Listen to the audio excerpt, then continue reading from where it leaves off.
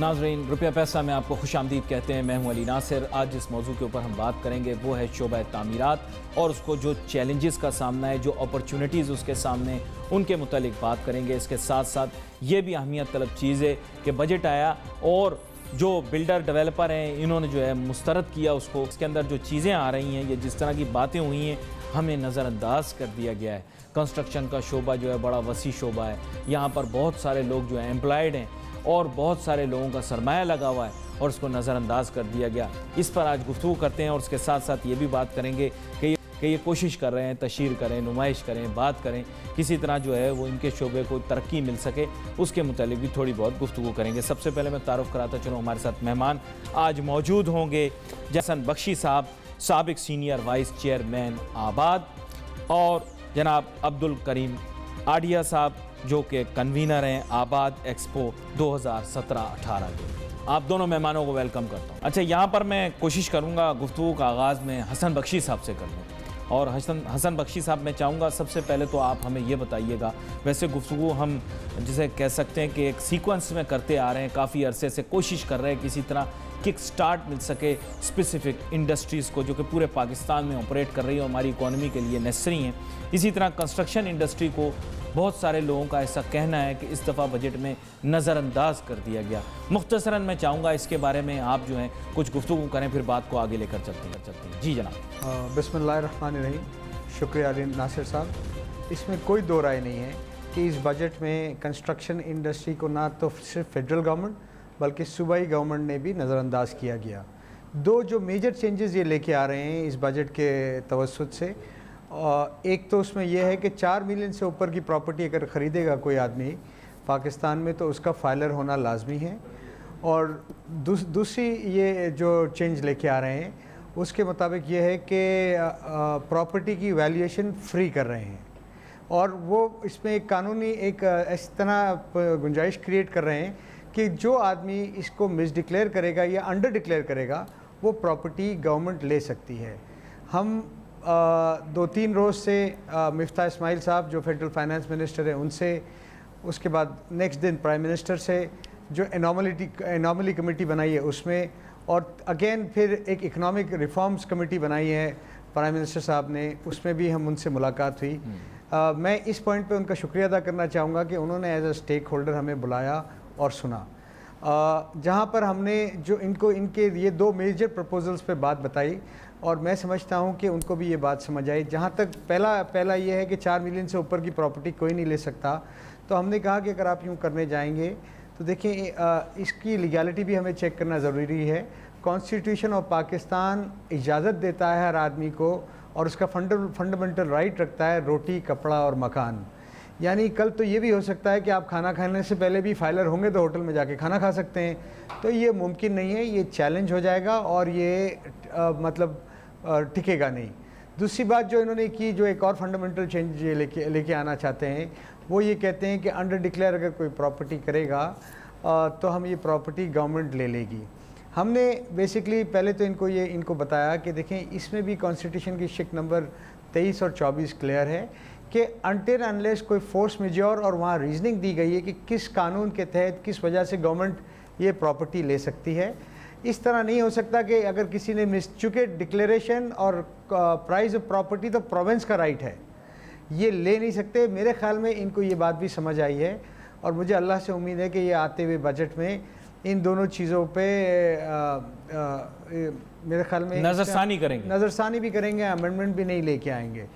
ये बड़ी आम बात है, इसके ऊपर हम गुफ्तगू जारी रखते हैं। मैं यहाँ पर अब्दुल करीम आडिया साहब को भी शामिल करता हूँ। जनाब अब्दुल करीम साहब, अब बात ये है कि आप लोग नुमाइशें भी करते हैं जनाब वाला, वहाँ पर लोगों को मदऊ भी करते हैं, लोग आते हैं और जनाब तशहीर भी होती है, लेकिन जो स्टेप्स आप लेते हैं are they in sync with policy makers view and vision of the future? Ali Nisar साहब, थैंक यू वेरी मच, आपने मदऊ किया। मैं पहले भी ये कई दफ़ा बता चुका हूँ कि जब हम एक्सपो करते हैं तो हम इन्वेस्टमेंट्स लेकर आते हैं, इंटरनेशनल कंपनीज़ को हम बड़ा एक ग्राउंड क्रिएट करते हैं, उनको एक इन्वायरमेंट देते हैं जिसमें हम उनको लेकर आते हैं। जबकि ये सारा काम गवर्नमेंट का है, उसके बावजूद हम एक प्राइवेट सेक्टर होते हुए, और ये चूँकि मुल्क हमारा है तो हम उसकी बेसिस पे हम अपनी जितनी कोशिश कर सकते हैं वो हम करते हैं। एक्सपोज करते हैं, उसमें हम एग्रीमेंट साइन करते हैं, एमओयू साइन करते हैं, इंटरनेशनल कंपनीज़ की जो इन्वेस्टमेंट्स आनी होती हैं वो हम मेक श्योर करते हैं कि वो लेकर आएँ। बट ये सारी पॉलिसीज़ अगर इस तरीके से आती रही, इस इंडस्ट्री को डायरेक्टली या इनडायरेक्टली दबाती रही, तो ये सारे एमओयूज़, ये सारे एग्रीमेंट्स हमारे बिल्कुल एक कागज़ और पेपर बन के रह जाते हैं कि जिसमें ना मुल्क को कोई फ़ायदा है ना हमें कोई फ़ायदा है। इनफैक्ट हम वो टाइम ज़ाया कर रहे होते हैं जो हम एक्सपो कर रहे होते हैं। मेरा आपसे यही कहना होगा इस प्लेटफॉर्म पे कि हम एक्सपोज करें, हम एक्टिविटीज़ क्रिएट करें, बट अगर पॉलिसीज़ हमारी फेवरेबल ना हो, I am talking about the industry directly, कि अगर इंडस्ट्री के लिए ये सारी पॉलिसीज़, ये बजट्स अगर फेवरेबल ना हो तो हम ये सब टाइम ज़ाया कर रहे हैं। अच्छा, यहाँ पर मैं चाहूँगा कि हसन बख्शी साहब आपकी जानिब दोबारा से आऊँ। मैं गुफ्तगू को इस समत में भी ले जाना चाह रहा हूँ कि सी पैक का मंसूबा जो है उसका बड़ा चर्चा है, आप लोग भी इसके मुतालिक बहुत कुछ सुन रहे होंगे, समझ रहे होंगे, लेकिन मुझे ये बताइएगा अभी तक उनका कोई जॉइंट वेंचर या कोई सोलो प्रोजेक्ट कंस्ट्रक्शन की फील्ड में क्यों नहीं आए? और अगर आ गए और उनको जो है वो कंस्ट्रक्शन मटेरियल बेहतर मरात की वजह से मिल गया तो फिर आप क्या करेंगे? देखिए, मैं अभी आपके आने से पहले एक बड़ी चाइनीज़ कंपनी में मीटिंग करके आ रहा हूँ और मैंने उनको ये कहा कि सी पैक बिल्कुल होता हुआ नज़र आ रहा है, जो one belt one road root है, पर इसका जो सेकंड स्टेज था जहाँ पर पाकिस्तान में इंडस्ट्रीज़ लगनी थी और वो लेबर इंटेंसिव इंडस्ट्रीज़ जो चाइना से यहाँ शिफ्ट हो रही थी, वो ग्राउंड पे कहीं नज़र नहीं आ रही है। क्योंकि मैं आपको यहाँ शेयर करता चलूँ, चाइना में जो मिनिमम वेजेस हैं, अगर आप पाकिस्तान को कन्वर्ट करें पाकिस्तानी प्राइस में, तो वो तकरीबन 60-65 हज़ार रुपये है पर मंथ, जबकि हमारे यहाँ ये वेजेस, मिनिमम वेजेस 18,000 रुपये हैं। तो हम इस पे ये तवक्का कर रहे थे कि second stage, which is very important stage, इस वक्त पाकिस्तान में इंडस्ट्रियलाइजेशन होगा जिससे रेवेन्यू भी जनरेट होगा और जो एक बहुत बड़ी हमारी माशाल्लाह यूथ पॉपुलेशन है उसको रेवेन्यू भी जनरेट हो, उनकी एम्प्लॉयमेंट भी मिलेगी। तो उन्होंने मुझे एक बात कही, ऑफ द रिकॉर्ड कही, पर मैं आपसे शेयर करूं। उन्होंने कहा कि बहुत सारे मंसूबे सी पैक के इस वक्त होल्ड पे रखे हुए हैं। दो रीज़न है उसमें, एक रीज़न तो पॉलिटिकल अनसर्टनिटी भी है और दूसरा रीज़न जो उन्होंने मुझे बताया कि चूँकि कुछ मंसूबे उसमें ऐसे दिए गए थे कि वो सिर्फ एक पब्लिक को दिखावे के लिए थे और उसमें वो फ़वाइद आम आदमी या पाकिस्तान इकॉनमी को हासिल नहीं होने थे, इसलिए गवर्नमेंट ऑफ चाइना ने अब कुछ मंसूबे होल्ड कर रखे हैं। वेरी इंटरेस्टिंग ऑब्जर्वेशन, ये तो आपने बड़ी अंदर की बात बताई जनाब वाला। मेरे ख्याल से लोग जो हैं वो अब इस चीज़ से वाकिफ़ बिल्कुल नहीं है जी, और मेरे ख्याल से ये जो आपने बात बताई है बिल्कुल ही में उनके लिए नई होगी, क्योंकि आपको पता होगा कि हमारे मुल्क के अंदर तो इतना चर्चा किया गया है इसके मुतालिक। मैं चाहूँगा यहाँ पर अब्दुल करीम साहब आप भी थोड़ा सा अपना इनपुट दें, ख़ास तौर पे जो latter part of my question है और जहाँ पर मैंने इस चीज़ को हाईलाइट करने की कोशिश की है कि लेवल प्लेइंग फील्ड आप अभी तक इमेजिन कर रहे हैं कि होगी।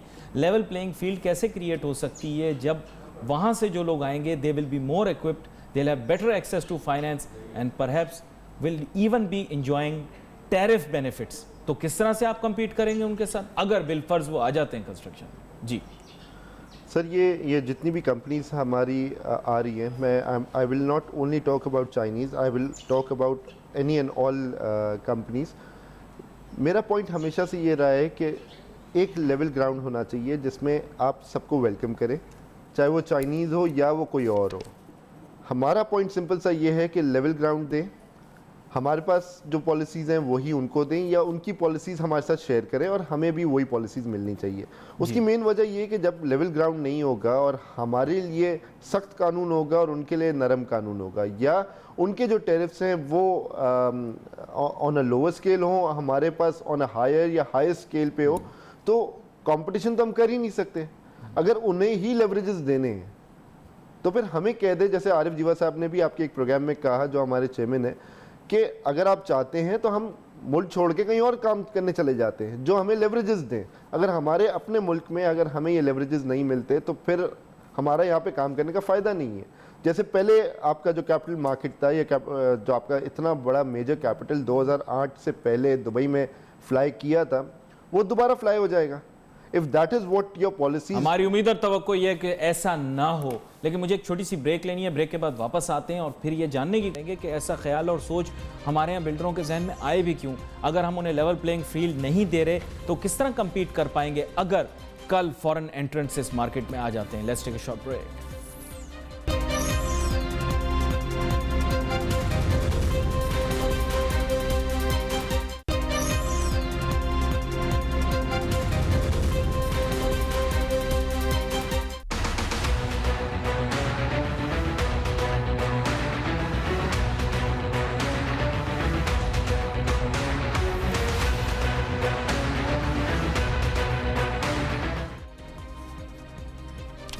नाजरीन, ब्रेक पे जाने से पहले हम गुफ्तगू इस बारे में कर रहे थे कि तामीराती शोबे को किस तरह के अपॉर्चुनिटीज़ और चैलेंजेस का सामना है, और साथ ही साथ हम इस बारे में भी बात कर रहे थे कि जो ये सीपेक का मंसूबा है इससे बेनिफिट किस तरह से लिया जा सकता है। अगर बेनिफिट की बात करते हैं तो वहाँ पर भी दो जाविये मौजूद हैं। अगर फॉरेन एंट्रेंट्स यानी कि Chinese builders developers Pakistani market में आते हैं तो क्या ये कम्पीट कर पाएंगे, जॉइंट वेंचर कर पाएंगे। हसन बख्शी साहब, यहाँ पर आपने कुछ चीज़ों के बारे में तो वजाहत दी हमारे नाजरीन को, और ख़ास तौर पे उनको बताया कि off the cuff, off the record लोग क्या बात कर रहे हैं, चाइनीज़ खास तौर पे क्या बात कर रहे हैं। लेकिन let's put it in a very positive way. अगर बिल फर्ज, क्योंकि आपको पता है मैं इस मामले में थोड़ा सा सख्त रुझान रखता हूँ, जो कि मेरे ख्याल ठीक नहीं है। मैं चाहता हूँ थोड़ा सा इसके अंदर फ्लेक्सिबल हूँ और ये जानने की कोशिश करूँ कि what benefits can they bring. अगर फॉर एग्जांपल सीपेक का मंसूबा जो है वह एक्टिवली आगे बढ़ता है तो फिर कंस्ट्रक्शन के शोबे को कुछ फ़ायदा पहुंचाएंगे वो, या कंस्ट्रक्शन का शोबा कोई बेनिफिट नहीं करेगा, इंफ्रास्ट्रक्चर में शायद बेहतरी आ जाए। ये अनफॉर्चुनेट है, पर हकीकत है कि इस मुल्क में जब पाकिस्तानी कारोबारी हजरात कुछ गवर्नमेंट से कहते हैं तो गवर्नमेंट सुनती नहीं है।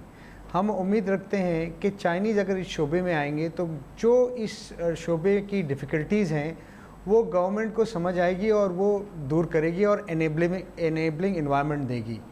यकीन माने, हमें being Pakistani builders and developers हमें कोई फ़िक्र इसलिए नहीं है कि हमारे मार्जिन ऑफ प्रॉफिट्स बहुत कम हैं जो in comparison to the international companies जो काम करती हैं, और यहाँ तो काम करने के हालात इतने डिफ़िकल्ट हैं, जैसे आपने ब्रेक पे जाने से पहले कहा या किसी ने कहा कि यहाँ हमारे अपने बिल्डर एंड डेवलपर भागने के लिए पाकिस्तान से तैयार हैं जो इनेबलिंग पॉलिसी है, तो आप बाहर आने वाले के लिए क्या बात करते हैं। तो इसलिए आपको ज़्यादा खौफ नहीं है, ज़्यादा परेशानी नहीं है कि ये लोग आगे को प्रॉब्लम क्रिएट नहीं, हम तो ये चाहते हैं ये आएँ, और जब ये प्रॉब्लम फेस करेंगे और ये जाके प्राइम मिनिस्टर साहब से कहेंगे कि ये पॉलिसीज़ में फ़्लॉ है, तो शायद गवर्नमेंट ऑफ पाकिस्तान को वो फ़्लॉ एक्चुअल नज़र आए जो आज मौजूद है। जिस तरह हमने कहा था कि प्रॉपर्टी को मार्केट वैल्यू पर ट्रांसफ़र करने पे फेडरल गवर्नमेंट 1% ले और प्रोविंशियल गवर्नमेंट 1% ले। सेंटर में फेडरल गवर्नमेंट है PMLN की, पंजाब में है PMLN की। अनफॉर्चुनेट यहाँ पर एक चीज़ आपसे, एक चीज़ सर देखें, टैक्स की जब आप बात करते हैं, मैं खालिसतन ठीक है आपसे एग्री करता हूँ कि आप टैक्स पे नेगोशिएट करना चाह रहे हैं, पर जब आप टैक्स की बात करते हैं प्लीज ट्राई टू अंडरस्टैंड आपको इंफ्रास्ट्रक्चर क्या मिल रहा है जो आप टैक्स पे करने के लिए तैयार हो जाती हो। नहीं, मैं आप ये वो देखें, वो स्टॉक एक्सचेंज में भी यही हुआ, वो लोग राजी हो गए टैक्स देने के लिए। भाई पहले आप ये तो बताओ कि आप प्रॉपर्टी टैक्स देने की बात करते हो, property tax is related to infrastructure facilities. कहाँ है वो?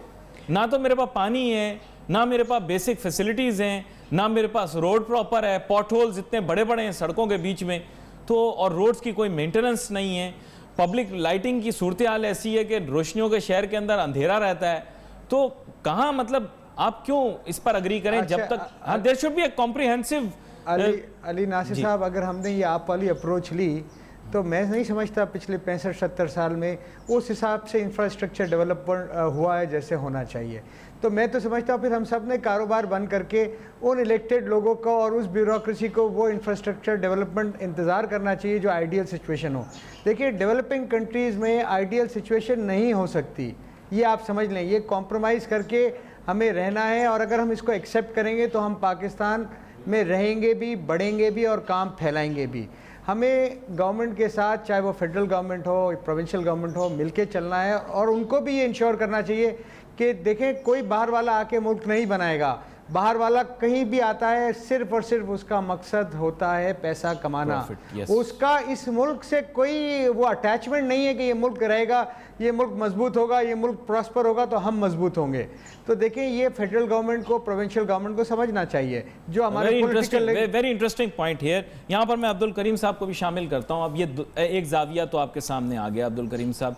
बेसिकली बात यह है कि मेरी ऐसी सोच है कि रैशनैलिटी ऑफ टैक्स प्रूव करना बहुत ज़्यादा ज़रूरी है, और जब तक रैशनल हमारे पास अवेलेबल नहीं होगा तो हम उसको कंटेस्ट ज़रूर कर लें।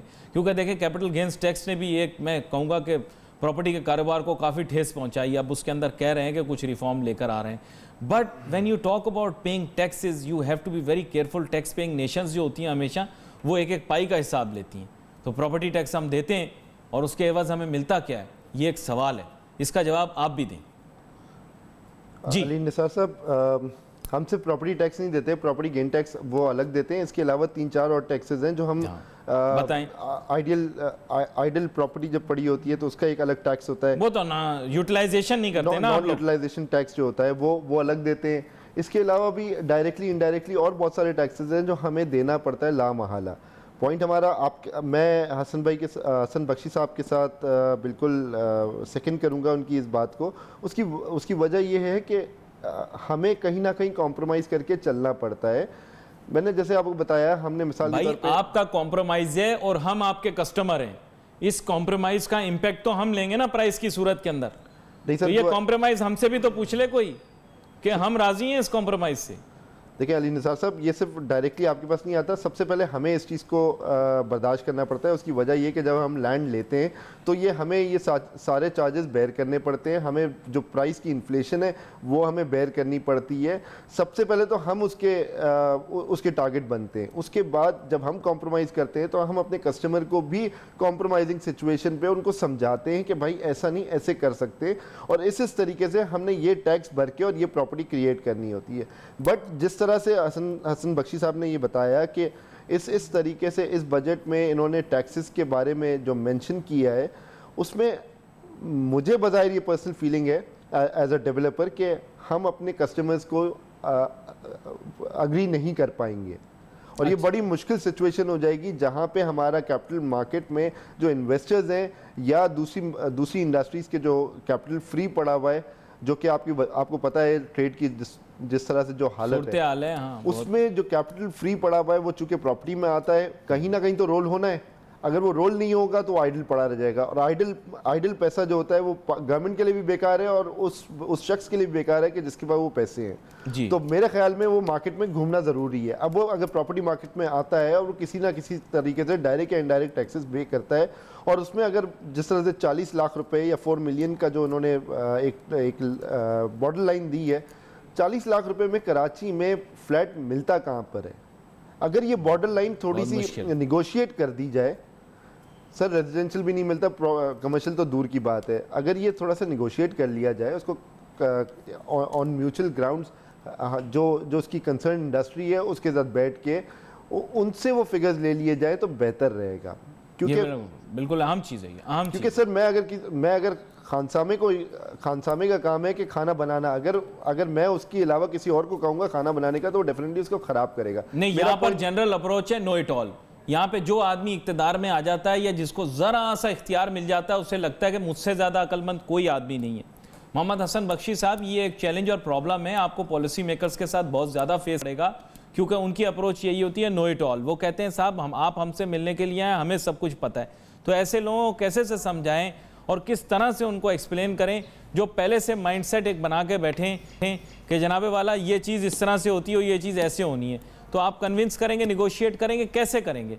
क्या आपको ये बैरियर फील होता है? ऐसा मेरा ख्याल है। नहीं, ये आपका ख्याल बिल्कुल दुरुस्त है कि यहाँ नो इट ऑल की ही सोच है कि एक आदमी जब किसी पोजीशन पे होता है वो समझता है कि वो हर चीज़ जानता है। बट इसके बावजूद मैं ये कहूँगा ये 2 मेजर पॉलिसी चेंजेस ये लेके आ रहे हैं, ये नॉन स्टार्टर हैं।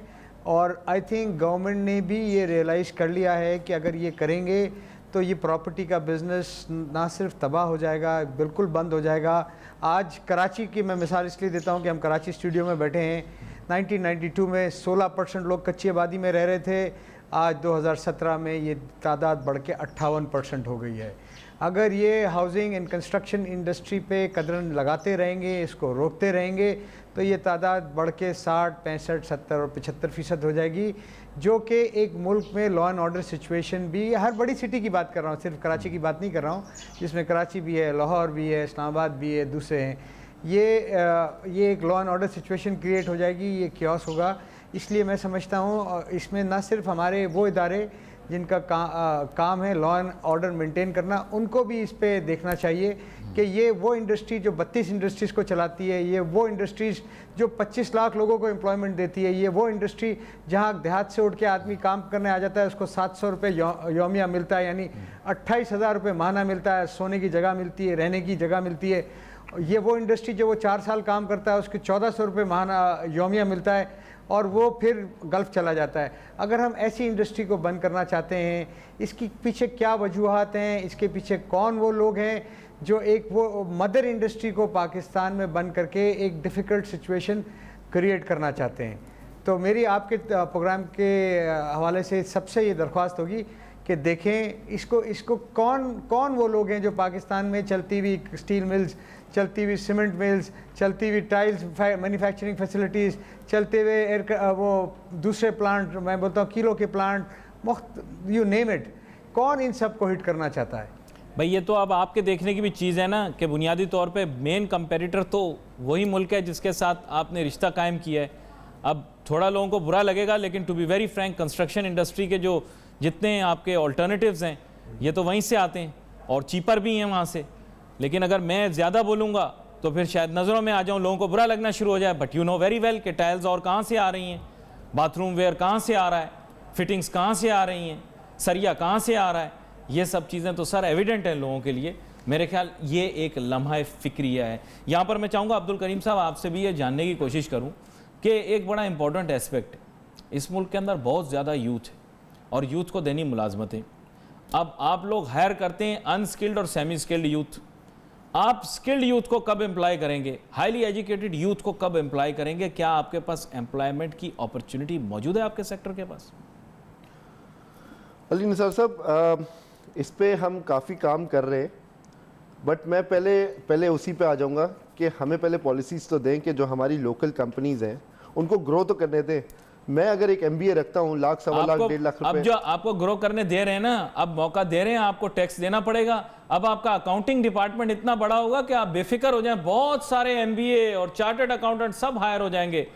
बख्शी साहब भी मुस्कुरा रहे हैं, वो भी समझ गए, बहुत लोगों के लिए मोला जो है ना, अब एम्प्लॉयमेंट अपॉर्चुनिटी आप लोगों को क्रिएट करनी पड़ेगी, जो खाते मेंटेन करने पड़ेंगे। एक छोटी सी ब्रेक लेते हैं, ब्रेक के बाद वापस आते हैं और इस जवाब को तौर पर आपसे सुनते हैं। Let's take a short break.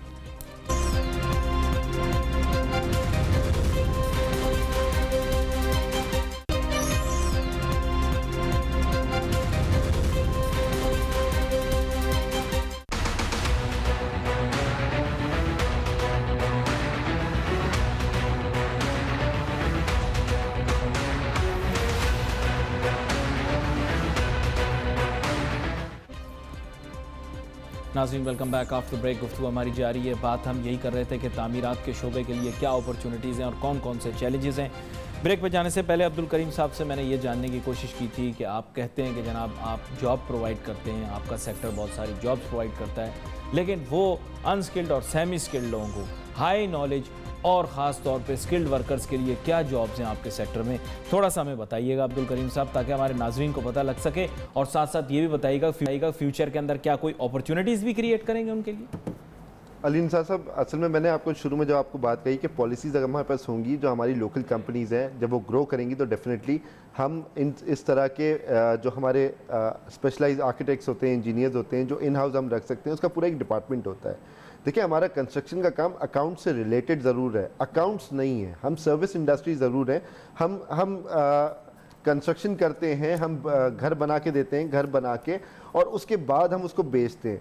Accounts department हमारा उस वक्त एक्टिव होता है जब वो पेमेंट्स आना शुरू होती हैं, पेमेंट्स जाना शुरू होती हैं, तभी हम जाके अकाउंट्स डिपार्टमेंट को ग्रो करते हैं।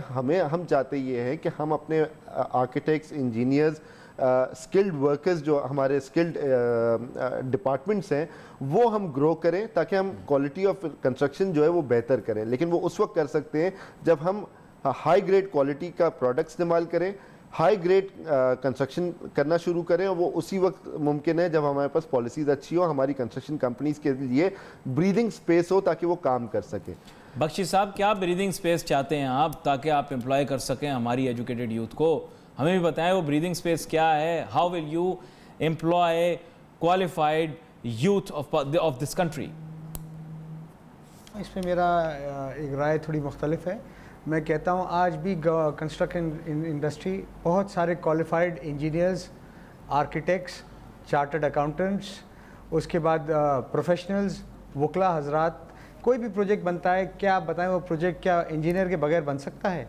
क्या वो प्रोजेक्ट आर्किटेक्ट के बगैर बन सकता है? क्या वो हमारे पास कोई लॉयर के बगैर उसकी डॉक्यूमेंटेशन के लिए बन सकता है? क्या उसमें हमारे पास हमारे अकाउंट्स के लिए, ऑडिट के लिए चार्टर्ड अकाउंटेंट्स की ज़रूरत नहीं है? तो कोई भी प्रोजेक्ट में आप समझें, हाँ हम ये एक्टिविटी आउटसोर्स करते हैं, हम खुद इन हाउस नहीं करते, क्योंकि हमारे पास जो ज़रूरत होती है वो आउटसोर्स करते हैं इंडस्ट्री। पर यकीन माने मैं समझता हूँ कि इस मुल्क का बहुत बड़ा पढ़ा लिखा यूथ इस कंस्ट्रक्शन इंडस्ट्री से रिलेटेड है, डायरेक्टली या इनडायरेक्टली। मेरे या आपके सवाल का ये जो जवाब है, हम समझते हैं, और मैं ये समझता हूँ मज़ीद ग्रो होगा जिस तरह इंडस्ट्री ग्रो होगी। नेचुरली अगर फ़र्ज़ करें मैं 2 बिल्डिंगें बना रहा हूँ, मैं 6 बनाऊँगा तो मुझे 6 आर्किटेक्ट्स, 6 इंजीनियर्स, 6 सुपरवाइज़र्स, 6 लगेंगे। तो हम ये कहते हैं कि इनेबलिंग इन्वायरमेंट हो, काम ग्रो करें। हमें कंपटीशन से कोई फ़िक्र नहीं है, मैं आपको बताऊँ टैक्सेस से भी फ़िक्र नहीं है। हम ये नहीं कहते, हम कहते हैं इनेबलिंग इन्वायरमेंट दें, कॉस्ट ऑफ बिजनेस रिड्यूस करें। देखिए कॉस्ट ऑफ बिजनेस इतनी है जो अनडॉक्यूमेंटेड भी है और डॉक्यूमेंटेड भी है, और जो टाइमिंग है जो इस कारोबार को किल कर रही है, आप ये समझ लें ये टाइमिंग है। 1-1, 1.5 साल अप्रूवल को लगता है, 6 महीने ट्रांसफ़र को लगते हैं, फिर जब हो तो ये एक बहुत सारी फाइनेंशियल कॉस्ट उसमें ऐड कर देती है। अच्छा, बाहर के मुल्कों में बख्शी साहब बुनियादी तौर पर अगर देखें तो वहाँ पर मैंने ये नोटिस किया है कि वहाँ पे चूँकि होटल बिजनेस इतना ज़्यादा फ्लरिश कर रहा होता है कि बड़े बड़े 5 स्टार होटल्स बनते हैं, बड़ी बड़ी प्रॉपर्टीज़ बनती हैं, they become huge construction projects and the entire ecosystem is built around them. Dubai को देख लें, बैंकॉक को देख लें, कुआलालंपुर को देख लें, नेम इट, जो अभी जितनी मॉडर्न सिटीज़ हैं। हमारे यहाँ अनफॉर्चुनेटली क्योंकि टूरिज़म का कोई इन्फ्लक्स नहीं है, हमारे यहाँ 5 स्टार होटल भी नहीं बनते।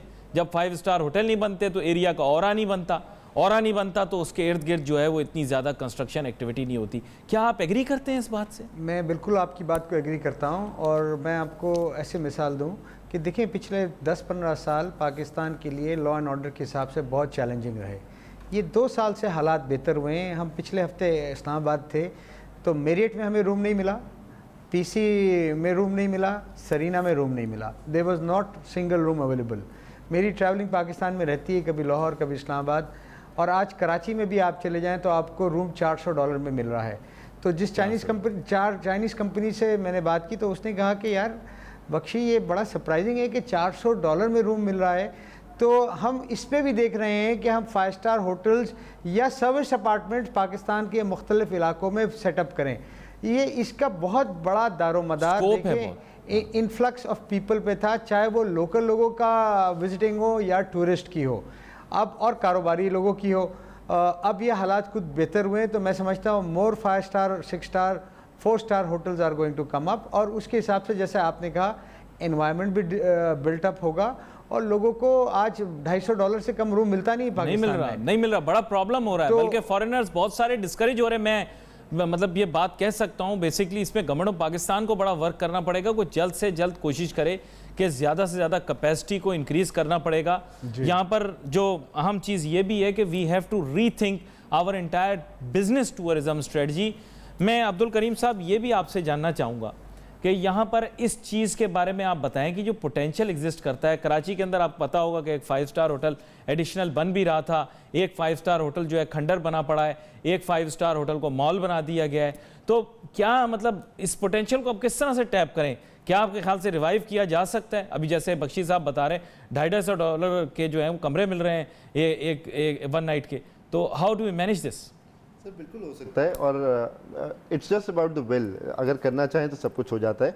मेरे ख्याल में कि हमें इस इंडस्ट्री को, जो हमारी टूरिज़्म इंडस्ट्री है, उसको प्रमोट करना चाहिए।